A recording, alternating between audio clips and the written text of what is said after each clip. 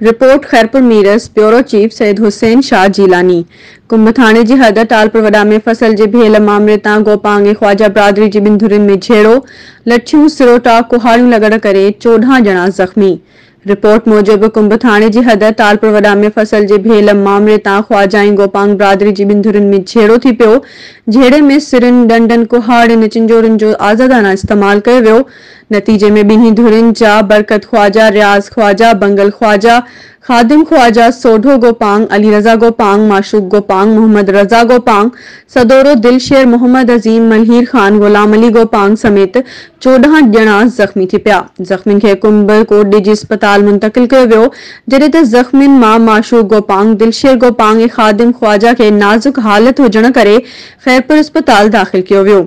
ॿी तरफ़ आख़िरी इत्तलाउनि ताईं झेड़े जो को बि केस दाख़िल न थी सघियो हो ऐं न ई का गिरफ़्तारी अमल में अची सघी हुई।